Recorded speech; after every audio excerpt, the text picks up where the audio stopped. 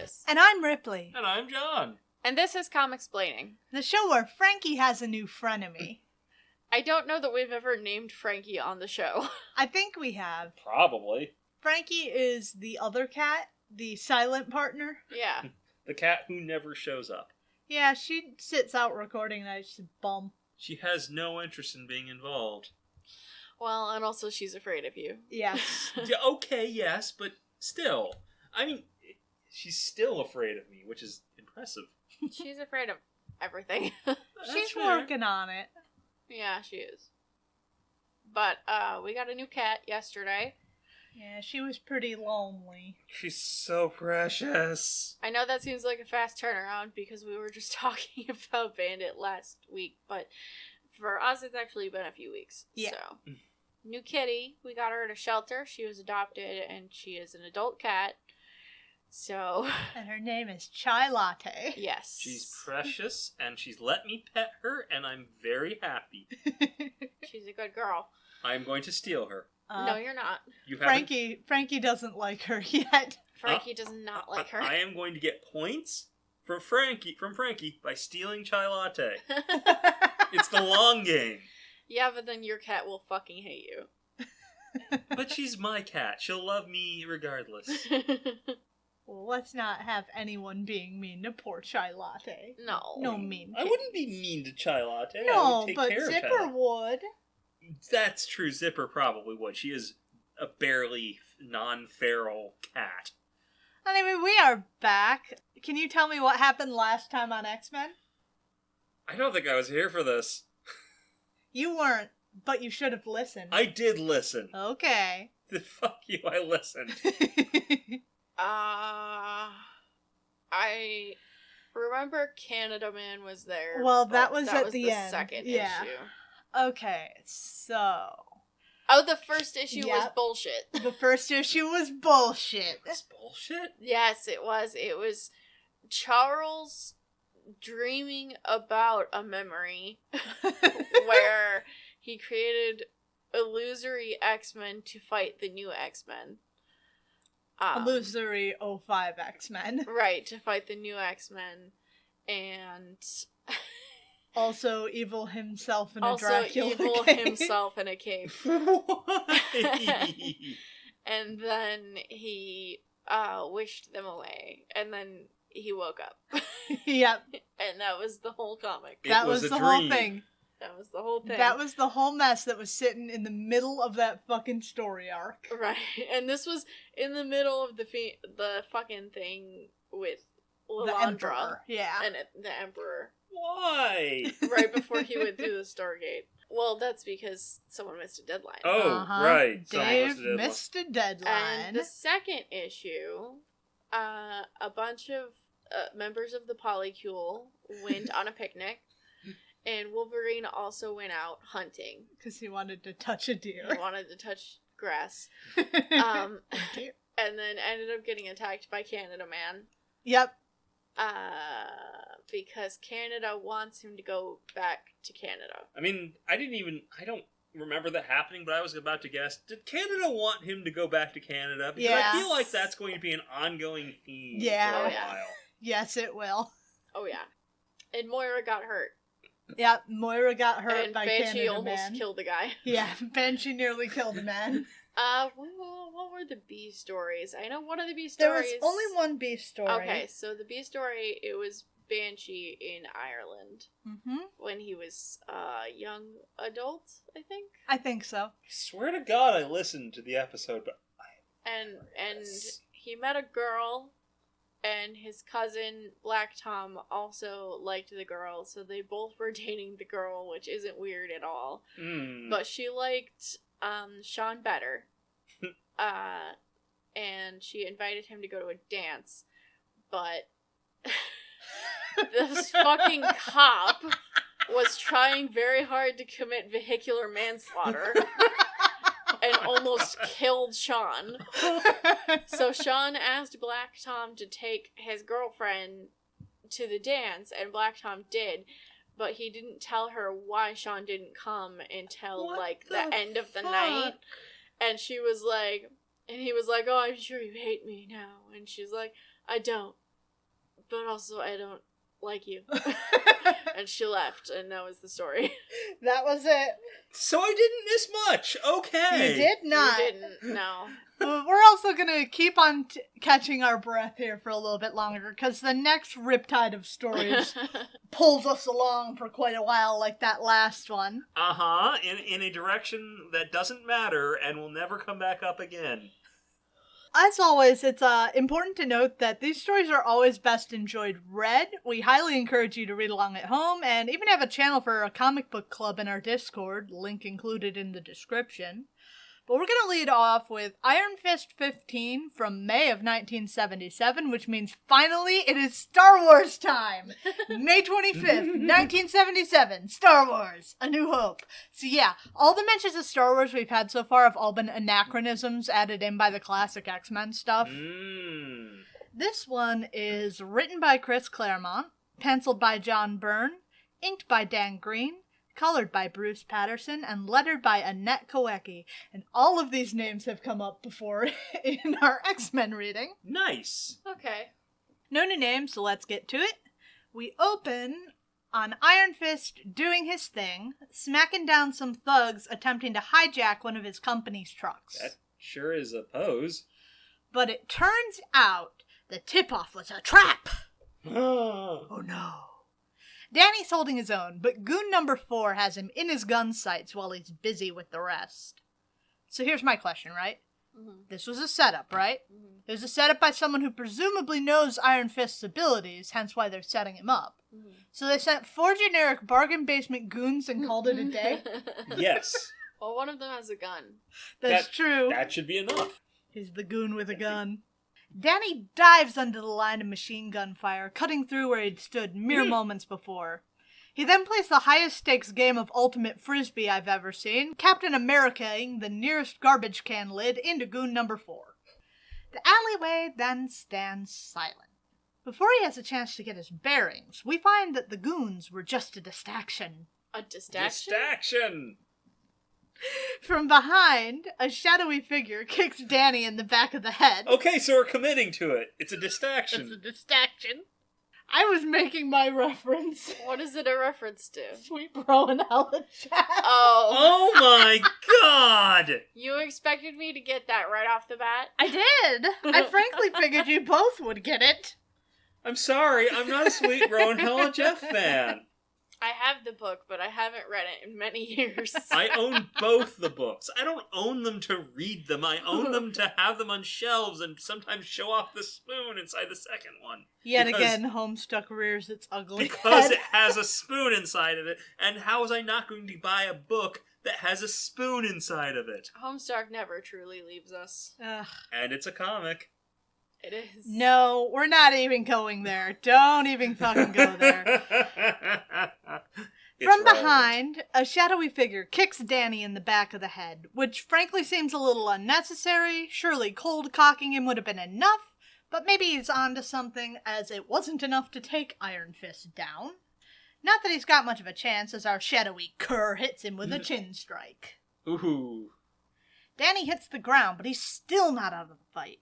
He recognizes the voice of his assailant from a recent trip to Canada.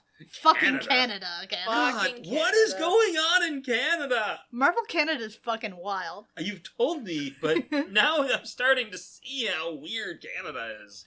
Not really sure how that helped him decide that he was going to kick the guy in the gut, but he kicks the guy in the gut. It gains him the time he needs to reclaim his feet, and then the warriors face off once more. Something finally clicks in our dumb blonde's mind, and he finally places the fighter's style, something he could have only learned in Kunlun. Of course. So Danny, if you learned how to fight in Kunlun, how is it that you can't recognize the style of presumably the only other guy you've probably run into outside of Kunlun who fights like they do in Kunlun? Well, because he's been in Canada this whole time. God. It was a strictly American problem. Mm-hmm. The two charge together, like you do in martial arts, right? Sure. They're wrestling now. Sure. This is martial arts still. This is highfalutin martial arts. They're not doing wrestling. And then the bad guy hugs him real good. cracks his back in like 5 places. Oh, that feels so good. I guess the power of love iron fists him, so no. The iron fist glow envelops the pair, and I guess somehow it drains Danny's chi and or soul. He says both. Of course he does. When they break away, bad guy has a 6 snake tattoo glowing on his flesh. This guy is here for the iron fist, not the guy with the glowy hand. We then cut to Wolverine lurking outside of Jean's apartment, which is a normal thing to do. He's pining over Jean and ready to make yet another pass, I'm sure. He then tears a picture of Jean and Scott in two. Once he's done with that, he notices someone climbing through the skylight of Jean's apartment, and apparently it's Iron Fist. Dazed, he realizes that Misty isn't actually home and apparently is and has been on assignment in the Caribbean for a while. It seems that over in this sub-polycule of the greater Westchester polycule, Danny and Misty have broken up. Oh no. Oh no. But he's back on her mind, right now when she needs to be paying attention most of all. She's down here on assignment, attempting to infiltrate some big-time European mobster's operation. Apparently, every intelligence agency who has tried to crack into John Bushmaster's organization has just wound up with a dead agent in return. John Bushmaster? Yep. John Bushmaster. Yep. But despite all the dead agents, that's not going to stop the New York District Attorney's Office. Okay, if she's on an assignment, why is she on the beach right now? It's an important beach assignment. Luckily, they have a plan to not likewise end up with a dead Misty Knight, and that plan is identity theft. Apparently, they've stolen the identity of a woman named Maya Corday, so if anyone tries to run a background check, they'll know there is someone named Maya Corday. Fantastic. Of course. Foolproof. Hope they don't manage to find a picture of Maya on this security check. Right. Well, don't worry, it's like the 70s. They won't find pictures. Apparently, that was all it took to get in real close proximity to Bushmaster, as he is here for their candlelit dinner date. Misty is unhappy. I see that. Wow. She is crying while kissing him. She sure is. He's not gonna notice that. Yeah, that's not, like, obnoxious and very noteworthy, right? This is normal. Danny makes himself at home, looking around at a party spread laid out on the table. He even chows down on some of the potato salad straight out of the bowl with his fucking fingers. Okay. No, keep going, and then I have a question. I approve of Wolverine's appearance, if not his method of splintering the entire door as he charges through it, declaring the place his woman's house. I don't know why he changed back into Fang's outfit, though. That's a little weird. That's why I was gonna ask. So I saw him in that on the cover, but I thought maybe this is like a weird spot in the timeline where he was technically still wearing that. No, this is just what he wears put now. it back on. Yeah, I think he just put it back on, and I don't know why. Also, very sad I don't have Wolverine being weird about Jean on my Neither do I. bingo, because I know that you put it on there. It is on there. Not on mine. I don't have that. Not on either of them. Yeah. All right. But I think this also qualifies as Wolverine is a tough guy for no reason. I think maybe. Yeah. What is... Yeah, I think that's fair. He's charging through. He's also referring to himself in the third person, if anyone has that. Which I do have. I don't have either of those. Ooh. Iron Fist hits the newcomer with an uppercut, which only intrigues Logan more, inciting him for a good scrap. Hey, Mr. Rand, I don't think you're going to be able to break him like that. Yeah. Rand also puzzles over the "ma-woman" comment. Jean's taken, and surely Misty wouldn't hook up with this caveman. She has standards. They then proceed to tear the lady's apartment asunder. I don't know, this is really sounding like the greater Westchester polycule. I think that you can very well make that claim. Okay. Quickly, Iron Fist realizes that in his weakened state and up against Wolvie's claws, he's in out of his depth. Yeah. He focuses his chi into the Iron Fist, but it won't come. And it's all Danny can do to keep Logan at bay. Oh no. Until he finally manages to get him in position where he can throw him. To his dismay, though, he didn't bother to look where he chucked him until Wolverine crashes through the glass. God. Whoops. Rip. Down below, 2 partygoers approach the apartment. Actually, that's a misunderstanding fight if ever I saw one. Yep, that is absolutely a misunderstanding fight. You want to know something? What? I don't have that either. You gave me the worst bingo Yeah, card. I am so sorry. Well, I don't have anything. You got more than I do. But I could have something. Pyotr Rasputin and Kurt Wagner walk down the street. Petey has himself a nice soup, but Kurt's just there being himself, having decided he's done with the image inducer. God damn it, so I'm never getting that spot on my fucking bingo card that you specifically put there? Which spot? Kurt uses his image inducer, which he's apparently not using anymore. You rigged this. You rigged Fucker. this. I did not! You did. I didn't! You did. I didn't take it out, because technically he still had it going. Fucker. Despite it having been tactically useful on one occasion, he won't hide his face any longer, but that doesn't excuse him not dressing for the party. Does he ever wear other clothes if he's not wearing the image inducer? Because I don't think I've ever seen it. That's his only outfit. He only has one pair of clothes. He's stanky. He is very stinky. Maybe he has two identical outfits. Or maybe he just has a whole row of the same outfit on him. A whole walk-in closet. Yes, of one outfit. God. You'd think he'd have a little more panache than that. Right? This guy? Nah. He only has the one. Sorry. He's such a smooth operator and he doesn't have any fucking... Ugh. Well, they hear the crash from up above, a few houses down. They hear the crash from above as Logan flies through the window. Immediately, the pair recognize their newly defenestrated friend, and Pyotr flexes out of his clothes, muscles pumping as he attempts to reach Wolverine in time, but he's too far off. Luckily, Nightcrawler's there, and he bamps to the rescue, landing +1 Wolverine held bridal style. Wolverine explains that there's a burglar up in Jean's apartment. Amazing. Because burglar was definitely the vibe I was getting off of Iron Fist. Oh, yeah. I mean, he was eating the food. He did have a mask on, like, that hid his eyes, but like everybody does that, he's not special. Right. On request, Colossus immediately fastball specials Logan back up to the apartment, only stopping to think after Kurt points out that they don't even know who he's attacking. He then bamps away to hopefully defuse the situation, leaving Pete to take the stairs. Pyotr is a himbo? I think that's fair. Up top, Danny is suddenly caught between the 2 X-Men. Immediately upon seeing Kurt, he decks him, thinking him to be a demon. Oh, god damn Oh my it. god. Having gotten a little bit of his wind back, he manages to throw Wolverine again, too. Assumedly not out a window this time, as he was fairly upset about it before. Colossus then charges through the already broken door. Facing another assailant, Iron Fist focuses as hard as he can to summon the Iron Fist, and he then fists Colossus right back on the door. Oh my god.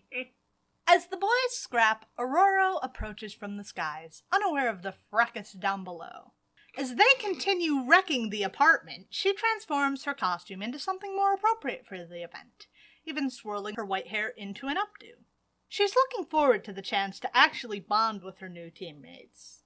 Storm enters from the balcony. Danny sends our metallic friend crashing through the food table.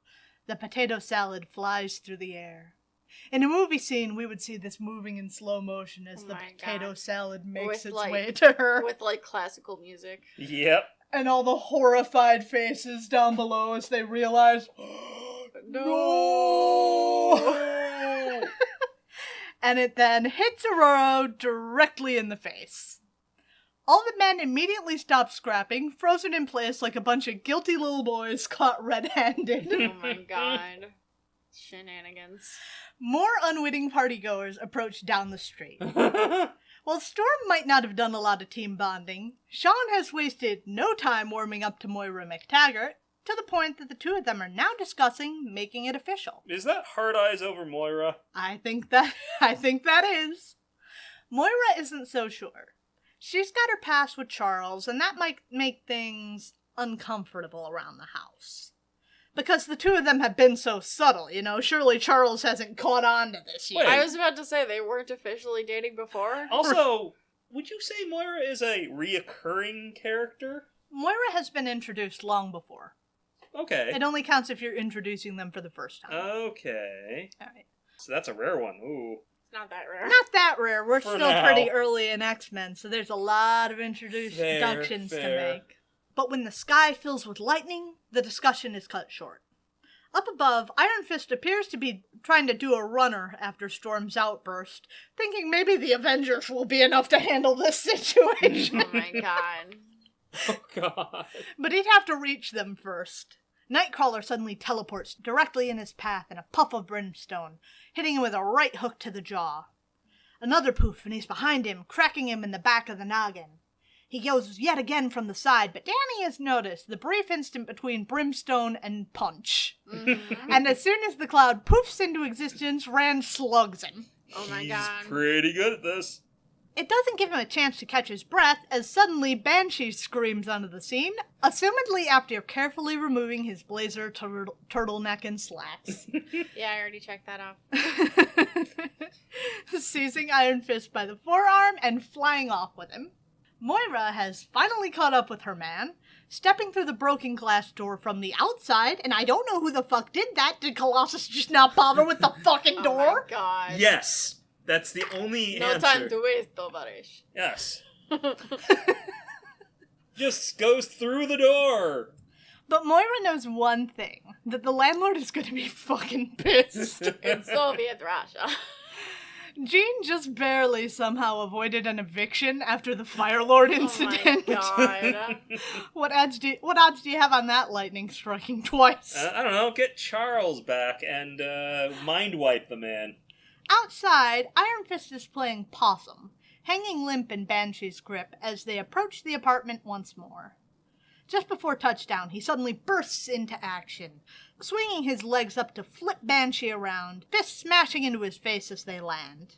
Yet again, he wants to escape, but Storm's back and she is not happy. You ruined my look. I wonder why she might be pissed. Smells like fucking potato salad.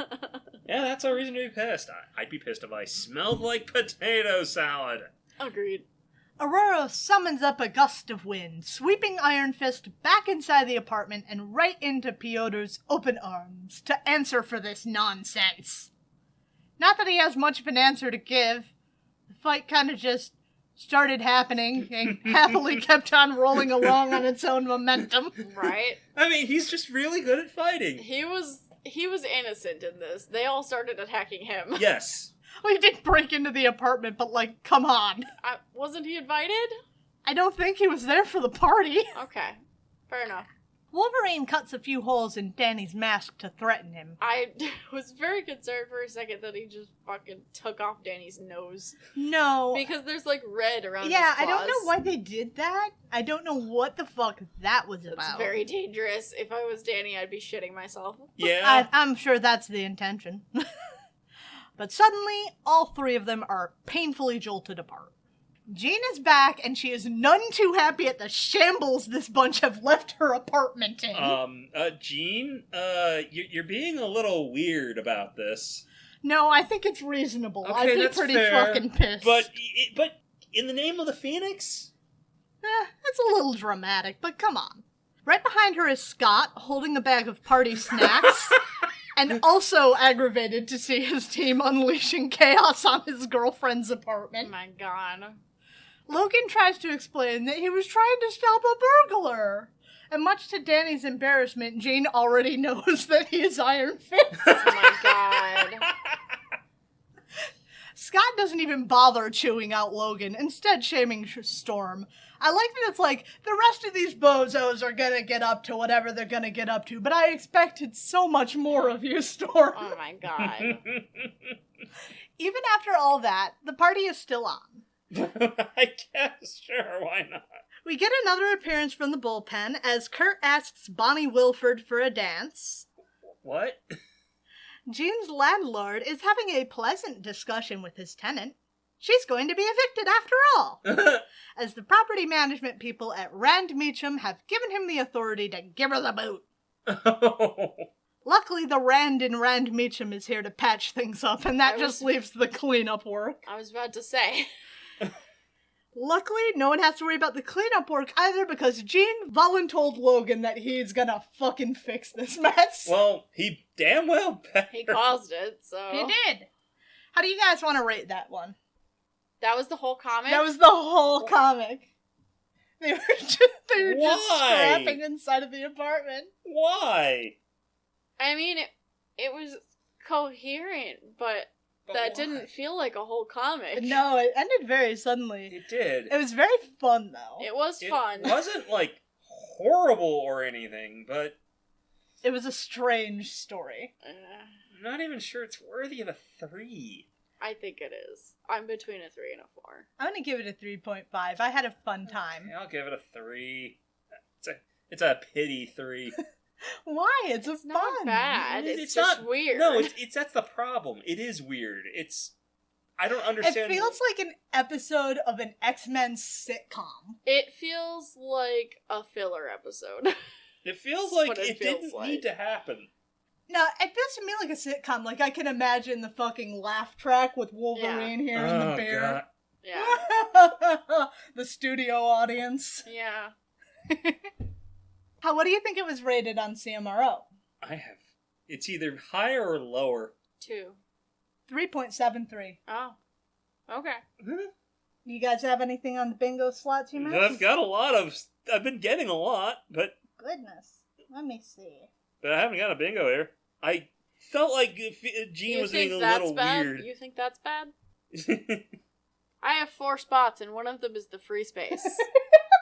I do want to think that Gene was being a little weird about the Phoenix. I don't think it was... Well, I think you could call that the Phoenix being weird, frankly. The Phoenix is making Jean just a little weirder than she needs to be. She did that in the name of the Phoenix. It is a little bit much. Just a little weird. You've made a good enough case to it in my eyes. I think I've given you pace to... Yeah, that also gives me 1. Oh, yeah? You're actually in the lead, because those are way more likely than... I mean, one of mine is the one... You have 2 almost. Yes, but one of them is impossible, and and this one's unlikely, so this doesn't matter. And unless Charles saves the day with a gadget, or Scott is in a plane crash, We'll see. Let's see what we got. Next up is Marvel Team Up Annual Number 1 from October of 1976. Plotted by Chris Claremont and Bonnie Wilford. Written by Bill Mantlo. Penciled by Sal Buscema, inked by Mike Esposito, colored by Hugh Paley, and lettered by Jim Novak. We've had some issues plotted by Bill and written by Chris before. Let's see how well it's going to go the other way around. We didn't have any new names last time, but we've got a couple here. Jim Novak and Hugh Paley. Hugh Paley existed, presumably. It's one of those, huh? He was that soccer player, right? Maybe, yeah, definitely. Pele. Rest in pieces, Hugh Paley. Yeah. You sure were a person who did legally exist. You are sure one of the only 2 football players I know. Football. Italian again. soccer. A football. Hey, they like a soccer in the Italy. Italians they like a soccer in the Italy. In the old country. Okay, so, hey, they also like it in the old country. That was an accent. I don't know what that accent was. We were moving into the Balkans, okay? Fair enough, we're taking a trip. Jim Novak I have a little more to say about. He did more than just exist. Hooray! We've got another Star Wars tie-in here, actually, as apparently he was one of the guys involved in the long, complicated saga of how we got the Star Wars logo we have today, through his work with the Marvel tie-in comics. I'm still not entirely clear on the whole thing. The article I read trying to untangle it was really badly formatted and phrased. So I'm not entirely clear, but he was involved. So it's a tangled mess. Indeed. And... it was probably better originally. I had to pull it off archive.org, so it may have screwed with the formatting. If you're wondering, though, yeah, that was my rabbit hole for this episode. Ignore the first page. It's merely here to psych us up. As it says, we have 35 pages of mind-boggling, mighty Marvel magnificence ahead of us, so we desperately have to start using pages. Oh boy. A government helicopter touches down at a top-secret research base. It took me a long time to figure out what kind of helicopter, because I know fuck all about helicopters, I think I kinda but I believe I found it. Take a shot. Oh, I don't know my helicopters, but I recognize this thing. It's shaped like a boomerang. That's a helicopter shape. That is a valid helicopter shape. It is. I believe it is the Piasecki H-21, commonly called the Flying Banana, for reasons I think should be obvious. It's also, there was a military version of it called the Shawnee, if that helps at all. In fact, they were all, fun fact about military helicopters, they are all named after Indian tribes, and those names are granted permission by the tribes. They are asked for, they are granted. They don't use names that aren't granted. Interesting. Yeah. That's neat. I didn't know that. That's just it. So if you're ever wondering why is it called the Shawnee? Well, that's because the United States government went to the Shawnee tribe and asked them permission to use the name for a helicopter. We learn things all the time on this show. Yeah. It's nice that we asked for once. Yes! Yes, it is! It is very nice that we asked permission for something. I really had my doubts, but Sal mostly pulled through, though we are missing a rear stabilizer. It did okay. Yeah, not too bad. After touchdown, Stephen Marchesi, Special Projects Investigator for the Senate, disembarks, uneasy with the robot MP he had to show his identification to. Yeah. I love this normal-ass staircase that they're using. It's a normal, it's really... Like, it's not like a fold-out stairs from the fucking helicopter. I think it's just a built staircase that they wheeled over there. Rollout. Yeah, well, because he's like a special person. He's a representative. I see. But my whole thing, I love Steven because his whole thought process reminds me of one of those noir detectives. I didn't like it. Any of it. From the moment I was stopped by one of Dr. Marshall's automated MPs to the moment my whole life flashed across the thing's face in a display of computer graphics. Not much to read on that card. Just my name, title, and reason for existence. All of which I could have told the blasted thing.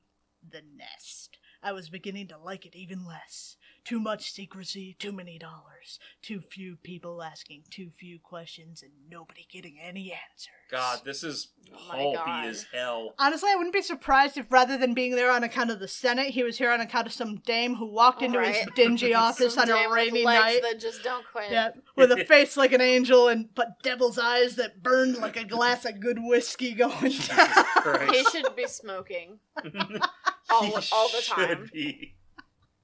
And where's his trench coat and hat? Exactly. He needs his fedora. And it should be raining. He needs a fedora, he needs a trench coat, and it should be raining. He's just born in the wrong time. Yeah, it's the 70s, and he belongs in the 40s. I do not like some of this art. I don't know, I like Sal's art style, but that's... Some of the choices in the art. I can understand.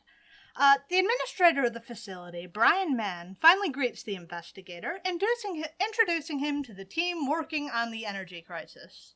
Dr. Vic Norman, a biophysicist, Dr. Jan Marshall, an electrical engineer and creator of the robots up above. I'm guessing that's supposed to be Jan Marshall, but... Yeah, I don't know. That could be. Steven's bitch ex-wife. Karen Lee, a geologist. Oh my god. Assumedly she's also a doctor, but they don't mention it. Sifan Chung, who specializes in astronomy and also is now in a relationship with Karen. Oh, that's fun! Cool. That's awkward. I wonder how long you're going to be alive. There's also Martin Aronson, a radiation expert, and Randy Tate, project overseer, who Stephen is a dick about, claiming her position is really more of a Girl Friday kind of role. Finally, there's Araman Neela, an Indian scientist of unknown specialty, who is the only person who knows how to irradiate common minerals. Sure. Okay. Why not? What? Assumedly most, if not all of these people are doctors, but they didn't bother to note after Dr. Norman, and I only knew about Marshall from the first page. Oh boy. Dr. Neela is garbed up in a radiation suit, hard at work on his pile of assumedly irradiated minerals. that you shouldn't be looking at, because if they're irradiated and you're looking at them, you're being irradiated. Well, he's in her radiation suit. It's fine. Yes, he's fine. The people behind the glass It's very shouldn't thick be. glass. It's fine. Suddenly, It's made of lead. Yeah. Lead glass. Sure, Lead glass. sure. Suddenly, the earth starts to rumble, just moments before the entire facility is thrown into chaos. And worse yet, the earthquake has disturbed the radioactive pile. Oh, that's bad. That's actually really bad. We cut away from this disaster movie / detective noir in progress to the passengers of a jet as it soars through the sky. Among their number is Peter Parker, here covering something. Also aboard is an English-speaking Soviet scientist, Dr. Mishkin, and his very useful translator, Boris, coincidentally his wife's brother. But he speaks English, so why does he need a translator? Because it's his wife's brother. I see. Nepotism, even in the Soviet Union. Got it. Adding to our cast of noteworthy people, we also have a United States Senator, Senator Turner, who is apparently in some hot water over some mishandled funds. We also find here the X-Men, courtesy of Reed Richards on account of Xavier's expertise in mutations. Wait, what? Yeah, he's an expert on that. Oh, yes, but... He's here. Okay. And he By brought this- the whole gang. By this point, he's already part of the fucking Illuminati, man. So, Charles has friends in high places, huh? That's true. Charles, yeah, I think that's fair. For a man in trouble for misusing government money, Senator Turner is awful snotty about Reed having the pull to get these people on this plane. Oh my god, John. What? I think we have Kurt uses this image inducer. If Oh he's my there. god, Oh my God, he does! He is! He's using his image inducer! Is See, there I should have anything- put these in the right order and I didn't. Now all I need is a plane crash and I'll win. If I get a reoccurring character introduction... Logan doesn't care much for Turner's tone and lunges forward, grabbing the senator by the shirt. No, they're in a plane. Both Peter and Scott quickly move to grab an arm, warning him back.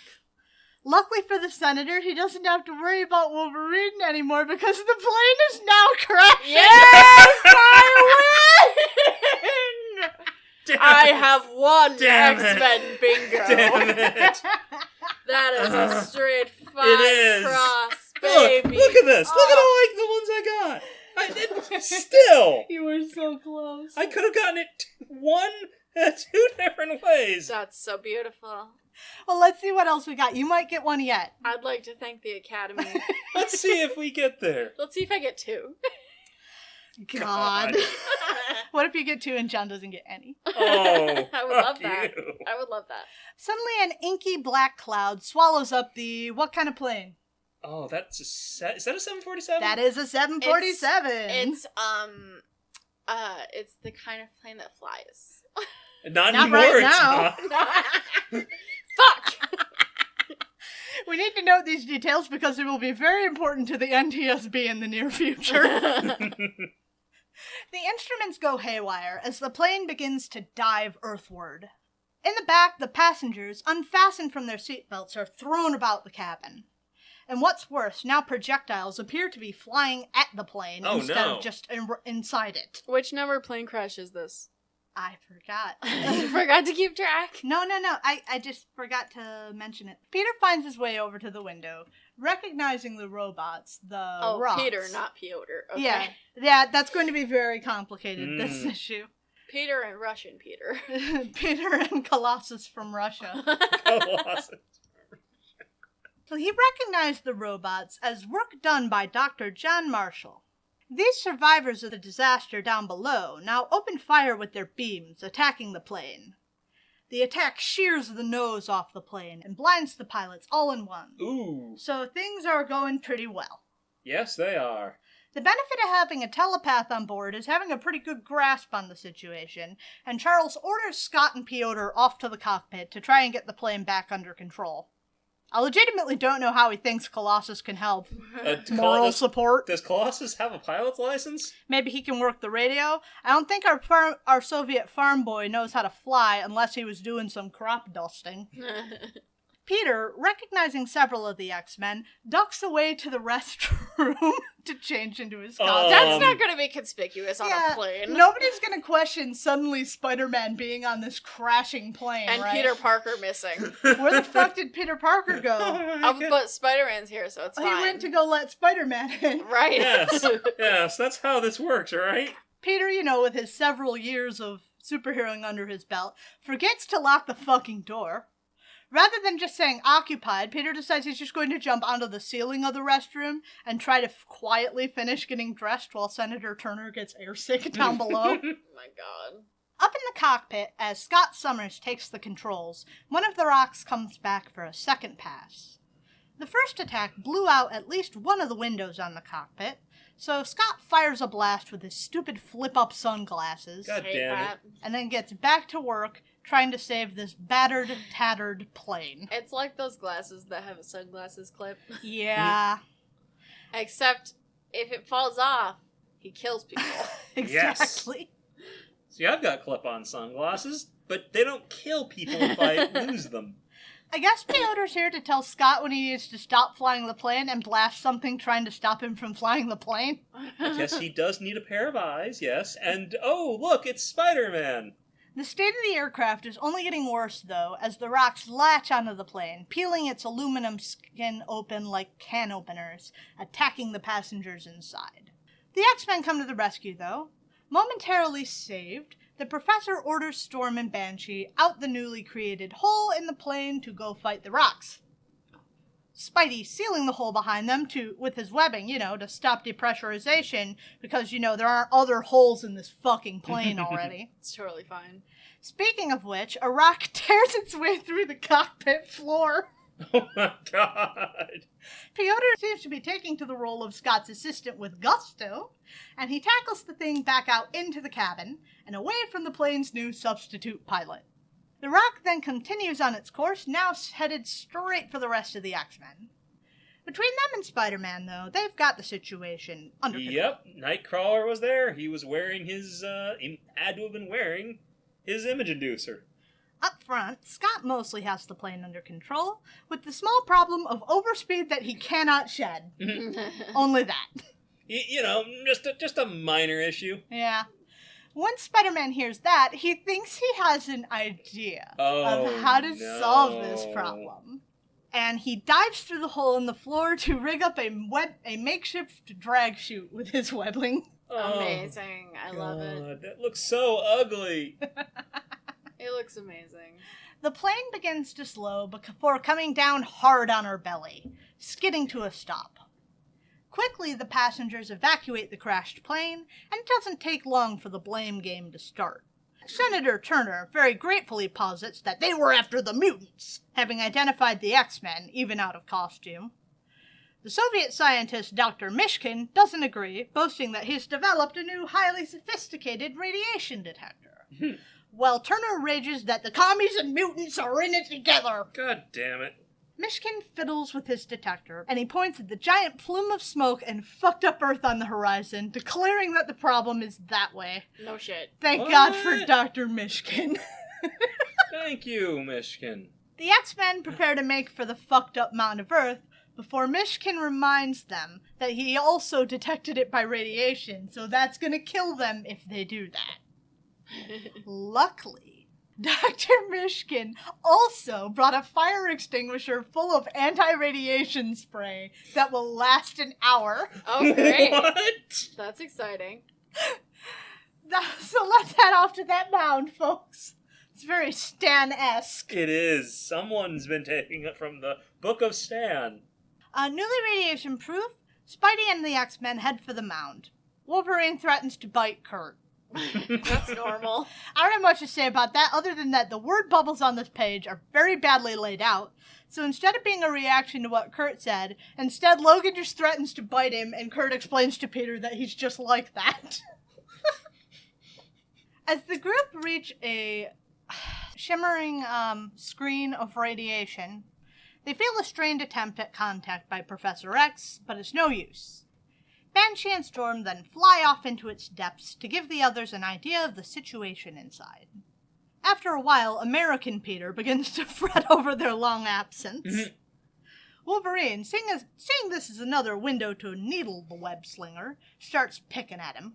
His teammates move to intercept him, but suddenly another earthquake rocks the ground beneath them, sending all our heroes tumbling. As Aurora and Sean scout out the inside of the screen, they are suddenly attacked. First, Storm is hit by some sort of attack, and she begins to fall from the sky. When Banshee attempts to come to her rescue, his mind is overcome by the sound of screaming, and he too hits the ground. Oh, boy. Oh, no, got a taste of his own medicine. That's what it sounds like, Sean Cassidy. Stop screaming so much. The two perpetrators of the attack stand in shadow, observing the fallen mutants. They're not the droids they're looking for, and they move along. Outside, Kurt notices the outline of a figure forming on the other side of the screen. Stepping through is a burly, bearded man, his hands crackling with energy, declaring himself Yamadharma, and declaring that he is death. Okay. He starts picking off the group, quickly focusing in on Jean.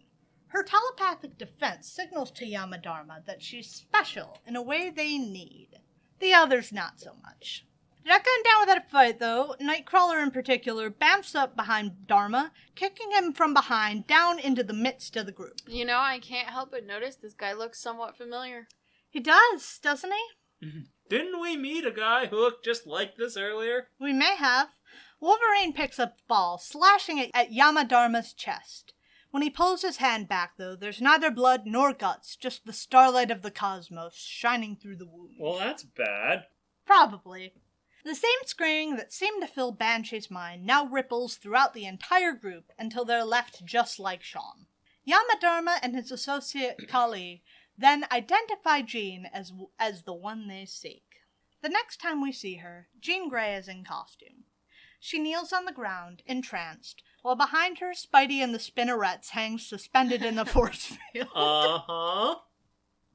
She begins to stir to consciousness, taking in what we know to be the staff of the facility, as they taunt that her friends have been waiting for her for such a long time. It's only now that they bother communicating. Good of them to keep their voices down while she slept, I guess. Jane immediately tries to free her friends, but her efforts are about as effective as theirs clearly were. Finally, their leader Brahma explains.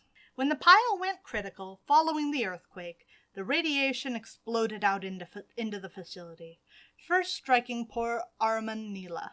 And as he died, the Hindu scientist's thoughts dwelled on his gods, somehow preserving and morphing his friends with their stories. He didn't bother to save our hard-boiled gumshoe friend, I guess. Well, that qualifies as someone explaining a backstory. That's what radiation does. Yeah, and I do think that absolutely counts as explaining their whole backstory, because this is a lot. And now they stand, Ahriman's sacred stories made manifest.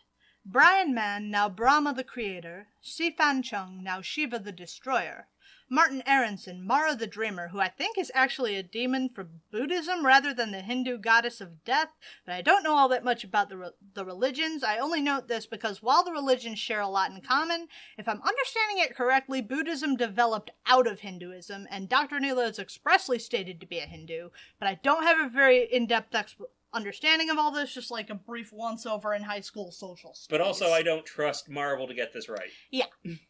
And a brief Wikipedia read while writing this. Dr. Marshall is now Yamadharma, the Death God. Dr. Vic Norman, now Vishnu the Preserver. Randy Tate, now Ratri the Night. And Karen, now Kali the Black Madness, with Ahriman himself now envisioned as Agni, Lord of Fire. Probably all of these names are mispronounced, I am sorry. Suddenly, Kirk gets an idea how to free them. Each is trapped in their own section of the force field, and none of their powers is able to free them.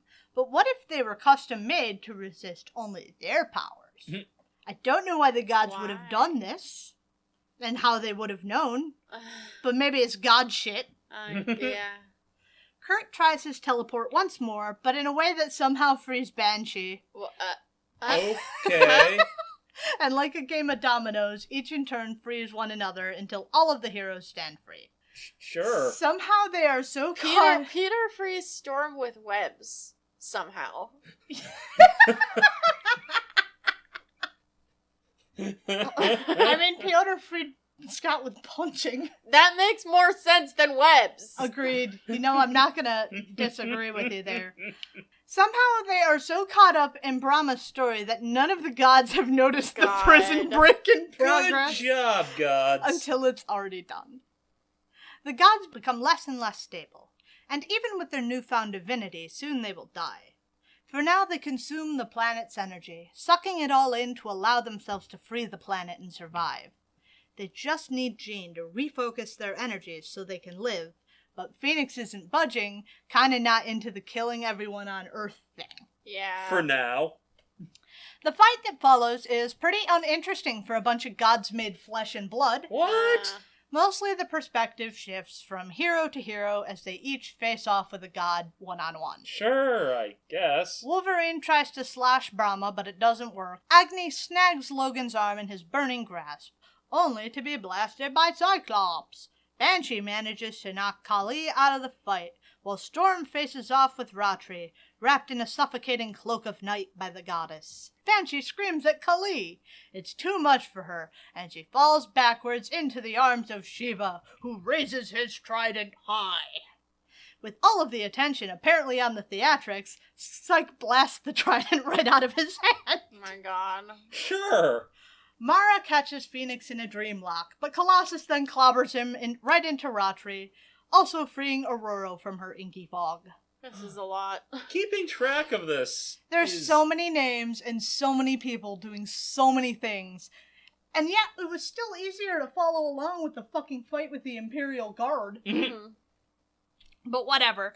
Suddenly the weakened gods begin to fade away, their unstable energies about to go critical in their own way. But when they go, they won't go on their own. All the energy they've been suckling from the earth will be destroyed along with them. Ooh. That's how energy works. It is. It definitely is. Energy is destroyed when people are destroyed? Yeah. Both Peter and Scott seem to come to clarity in that moment, coming up with around the same plan. At Cyclops' order, the newborn gods stand in a half circle, hands clasped together with each other and the X-Men, completing the other half of the circle. We then do some absolute horse shit. Oh god. Oh no. Jean screams, focusing a mental projection into Kurt's mind. Kurt teleports it into the path of Scott's eye beams. What? Which is a thing he can do. What? Banshee's sonic scream contains it in place. Why? What? The energies at play begin to fill the room, sweltering heat beginning to cause the heroes to weaken. Even with Storm's winds doing their best to cool the chamber, this all feels very familiar. Uh-huh. The first to weaken are Spidey and Nightcrawler, and Logan betrays a little bit of the man beneath the machismo, ready to break the linkage to save the pair. Storm barks for him to stop, lest he get the entire planet killed, and the exchange buys just enough time for the energy to finally build to its crescendo. And then it's over. Sean finally uncorks the stopper, and the gods depart the planet with Cyclops' beam, blasting off into space and eventually bursting into a bright star. So remember how when we read Thor, you were talking about Calvin Ball? Yes. That's, Calvin Ball issues are some of the worst issues. This is a lot. This was dumb. Finally, Charles is able to communicate with his X-Men, informing them that he wiped their identities from everyone on the plane. Oh, great. Oh, for fuck's sake. Peter is very envious of his ability to do that. The end. Nobody noticed that Peter was gone. Well, no. Nobody noticed he was gone because he never went anywhere. Nobody noticed that Peter Parker... They forgot where he was. Well, wait. But nobody else here knows who... The X-Men already know who Peter is. I mean, not the new ones, but... So the new ones aren't asking questions. Oh, yeah, they do. That's right. Because they met him before. Yep. So how do you guys want to rate that? That clusterfuck? I'd give it a 1 because it was incoherent. Yes. Which is your criteria for ones. This was actually incoherent. I've read it a couple times, so I understand a little more than I did, but not by much. It's like 1.5. It's a bad fucking this was story. Bad 1. How do you think it was rated on CMRO? Probably 5. 2.45. People on CMRL have bad taste. They're kinder to this steaming pile than we are. And that is it for us today. We don't have any extra stories. Well, this one was an annual, so it was really long. It was practically double length. So what do I win? Yeah, what do you win? I didn't get a bingo. Anybody out there with ideas for what the winner of bingo should get? Or anybody who wants their own bingo card should join us over on Discord, because I get 30 of these little bitches every time I make one, and I make one every episode. I got so close a bunch of ways. I mean, generously, we could say Wolverine gave lots of people nicknames. You got so much more than I did, and yet... We could say Wolverine gave people nicknames. He was handing them out like candy, but they weren't new. Yeah. They were recurring, so I didn't count it. Doesn't count. Scott never bemoaned his eyes. Scott never angsted about Jean. All the wrecking happened somewhere else. Oh, maybe you could count that as Chuck acting sus. He did mind wipe the entire Oh plane. yeah, he did, but that still doesn't get help me anything. Yeah. But even then, X-Men v X-Men never happened. No reoccurring character introduction. No, did he pick up? No, he picked a fight with other people, but he didn't pick any fights No, with Scott. for once in their lives, He didn't even fight with Scott when he came into the apartment and yelled at him. Yes, There was an asshole from Canada, but he wasn't with the government. Yeah. Like I got so close a bunch Had of ways. a lot of and near you did misses. it. You did it. I did it. You managed, and you almost got there a second way. Yeah, because Ripley said that Chuck was acting sus. Yep. Well, he was acting sus. I mean, it's a little bit understandable under the circumstances. He's always acting sus. But he was acting a little sus. He's a sussy baka. Oh no. Anyway, that is going to be it for us this week. Go ahead and join us over on Discord. Like I said, we've got bingo cards and comic book clubs and all kinds of fun stuff we could do. So many. Shoot us your ideas for bingo winner prizes over to comicsplaining@gmail.com. Hit us up over on Twitter, Tumblr, Facebook, Instagram, that we use a lot. We're all those places. Technically. Yeah. If you want to support the show, we have a Patreon where you could hear our fun Super Bowl special for this month, because... Dun dun dun dun. Dun dun dun dun. Dun dun dun dun dun. Football. Football. Oh! So we've got that if you want to join us over on Patreon. Potentially the worst comic ever made by Marvel. If you want to see that slow-mo shot of the potato salad as it flies through the air. There you go. I don't know, Ave Maria's playing in the background. Right. God, Ave Maria. So when I was in high school, someone had made a very tasteful tribute to Steve Irwin's life on the pool in the high school TV show. So they took an inflatable crocodile, I think, threw it in the pool, and then jumped on it and wrestled it. Oh my god. Oh, no. To the tune of Ave Maria. Oh no. You know, I think that's what Steve Irwin would have wanted. You know, you're probably right. Let's be real. He would have wished to be remembered that way. Ave Maria.